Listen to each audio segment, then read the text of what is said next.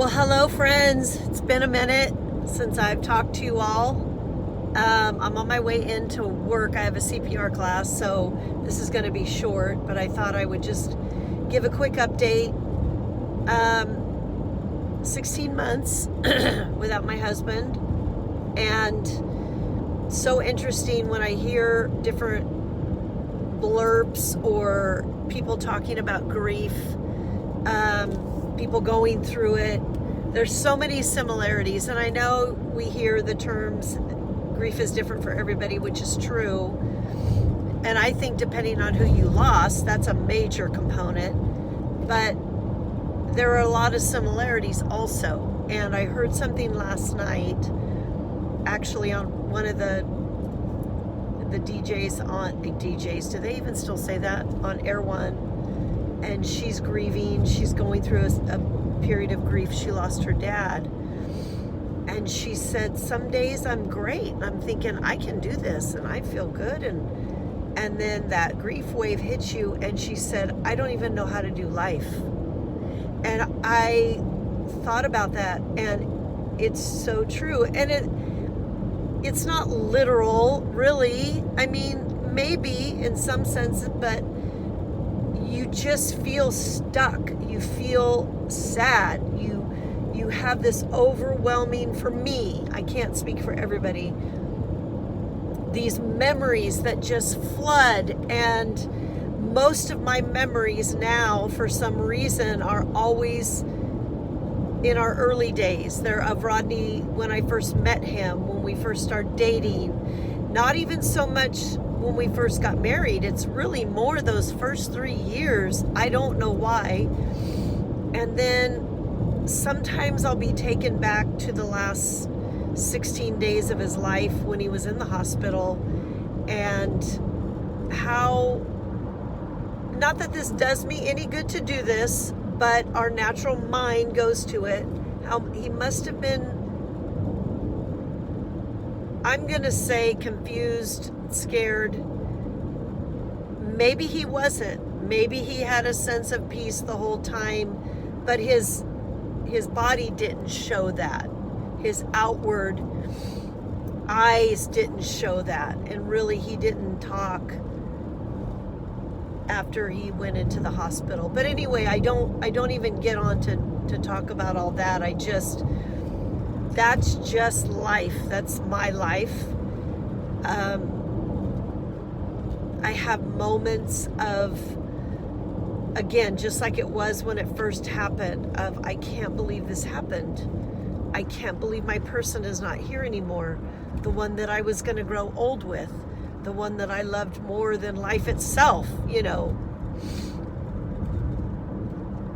romantically speaking, I guess, getting all into but he was everything to me. And so,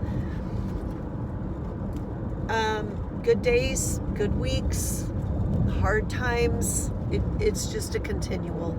I'm in touch with my kids on a constant basis, and I have friends that I check in with.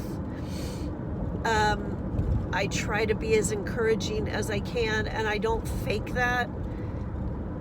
I do sometimes think that when I post certain things, post scriptures, post encouraging words, it may look to the outside world that I'm doing pretty good. And honestly, sometimes it's just, I have to do it for myself.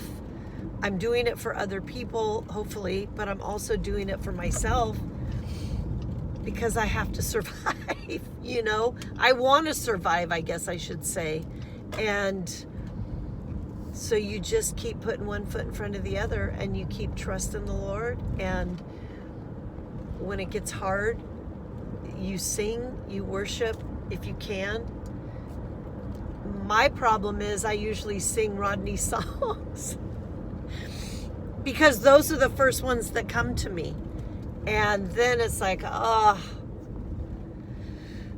So it's really a catch-22, because I love to watch videos of him leading worship that I have created over the years. And there's a couple on YouTube that we made And it's just beautiful to be able to hear his voice, to hear him singing, and then you flip that coin and it's like, oh, man, I miss you. So anyway, I'm going back to work next week, full time. We always get a full summer, which is wonderful.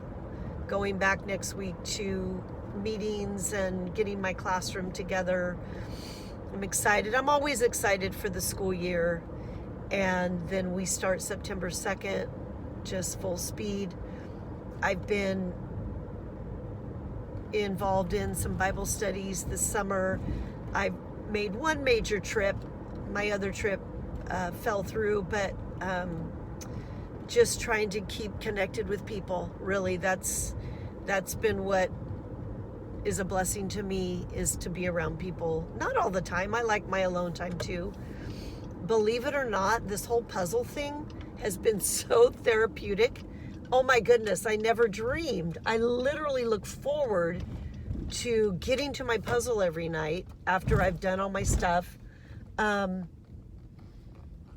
must be a wet paint. I don't know. There's a sign on a chair.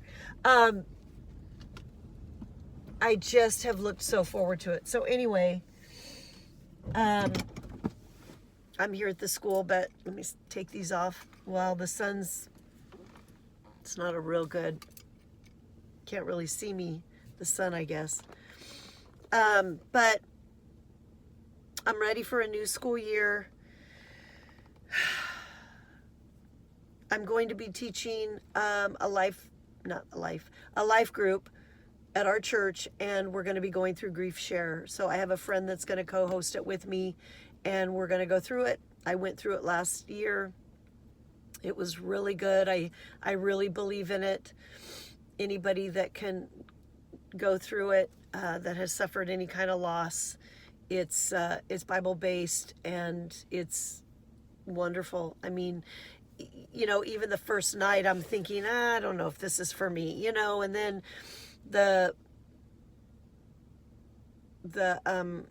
I was going to say commentators, not commentators, the people that, you know, were running the program said, give it at least 3 weeks before you make a decision on whether you're going to come back. And it's true. You need to, you know, determine. And so I'm trying to see who that is. I've got teachers are coming in now. So, but anyway, I'm going to be doing that. So that's going to take most of the fall. And, I really love the fall, and I love the holidays. And so it's not the same, of course, but I do look forward to it. I look forward to just all the natural things, the colors changing, the weather changing. I just really enjoy that. But that's kind of a minor thing, I guess. I'm trying to think what else. Nothing really is new in my life. Just navigating life as a widow. And again, when you say those words, it still doesn't seem real sometimes. I've tried to be proactive and intentional, as my husband would say, at reading what I can, listening to what I can, getting insight from different widow coaches, and reading reading grief resources and listening to videos. And I'm just trying to navigate the best I can. So anyway, friends, I will always need prayer. I will always need somebody to check up on me. I'm just letting you know that it never is easy. Like, well, I shouldn't say it like that. I don't think any of us ever get to a point where we don't need people. I think we will always need people. Some seasons are harder than others, but I hope that my people will always be there, and I will be there for them. So my one request is not one request. I guess I have several requests, but one request I have is to keep Rodney's memory alive in any way that you can, whether you're with friends and you're telling stories, or you're remembering something he said, or you're listening to maybe a message. There are a couple messages on YouTube actually that Harvest, when he was at Harvest a few times, Harvest Church in Vacaville, his messages, and just keep him alive in your heart. That would bless me so much. So anyway, friends, thank you for your prayers, continued prayers, and let me know if there's something I can do as far as prayer and there's a lot of things swirling in my head. It's better that I talk when I'm in a good frame of mind. When I'm not in a good frame of mind, it can sound like I'm having a pity party, which I probably am, right? I do feel sorry for myself at times. I do go through that. I've learned a lot about people. I've learned a lot about me. Good intentions, things like that. But